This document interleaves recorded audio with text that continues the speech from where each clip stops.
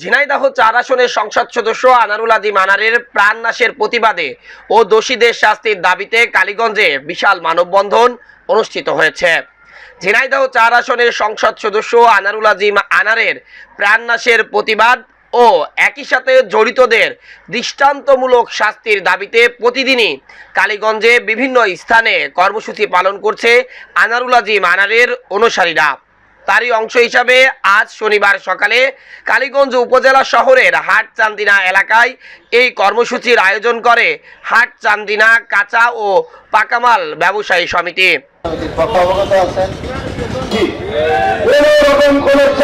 আমি অবহিত করতে চাই যে তিনি যে এবং আমরা সকল জায়গায় সকল ঐক্যবদ্ধ হয়ে এই সংবাদকর্মীদের মাধ্যমে আমি জানাতে চাই।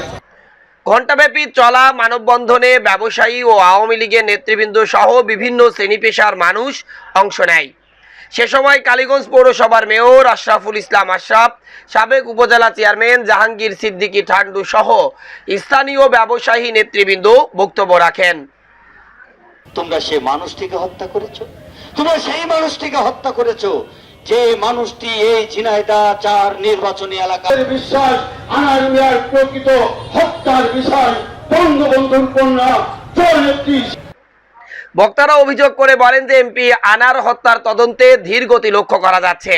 ডিবি পুলিশের তৎপরতা বৃদ্ধি সহ হত্যায় জড়িত সকলকে শনাক্ত করে দ্রুত আইনের আওতায় আনার দাবি জানিয়ে তারা বলেন, ভবিষ্যতে যদি এমপি আনারুল আজিম আনারের প্রাণনাশের সাথে যারা জড়িত তাদেরকে দৃষ্টান্তমূলক শাস্তি না দেওয়া হয় তাহলে পুরো কালীগঞ্জ অচল করে দেবে তার নেতাকর্মীরা। এবং আমরা সকল জায়গায় প্রতিবাদ সভা করছি। সারা বাংলাদেশের মানুষের এই একটি চাওয়া ছাড়া পায়। আমরা ইতিমধ্যে দেখতে পাচ্ছি নানান রকম সব করতে হলে আমাদেরকে সকলকে ঐক্যবদ্ধ হয়ে এই মামলা বিচারের। জানেন যে গত মাসের 12 তারিখে চিকিৎসার উদ্দেশ্যে দর্শনা বর্ডার দিয়ে ভারতে যান এমপি আনারুল আজিম আনার। এরপর 12 তারিখে বন্ধু গোপালের বাড়ি কলকাতায় তিনি ছিলেন। 13 তারিখে জরুরি কাজে কলকাতার নিউ টাউন এলাকার সঞ্জীবা গার্ডেনে যান। সেখানেই একদল ঘাতকের হাতে ইতিহাসের সবথেকে নির্মম প্রাণনাশের বা হত্যার শিকার হন এই এমপি আনারুল আজিম আনার। তিনি ঝিনাইদহ ৪, কালীগঞ্জ ও ঝিনাইদহ সদরের এক অংশ থেকে পরপর 3 বারের বাংলাদেশ আওয়ামী লীগের মনোনয়নে মনোনীত সংসদ সদস্য ছিলেন।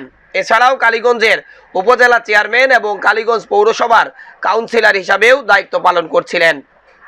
প্রথমে এই এমপি আনারুল আজিম আনারের প্রাণনাশের ঘটনা প্রথম দিকে শুধুমাত্র ব্যবসায়িক লেনদেনের কথা তোলা হলেও পরে রাজনৈতিক প্রতিপক্ষের নামও চলে আসে। এতে করে আটক হন জেলা আওয়ামী লীগের সাধারণ সম্পাদক সাইদুল করিম মিন্টু, জেলা আওয়ামী লীগের ত্রাণ ও সমাজ কল্যাণ সম্পাদক গ্যাসবাবু সহ আরও 4 জন। Desk report, Eagle TV news.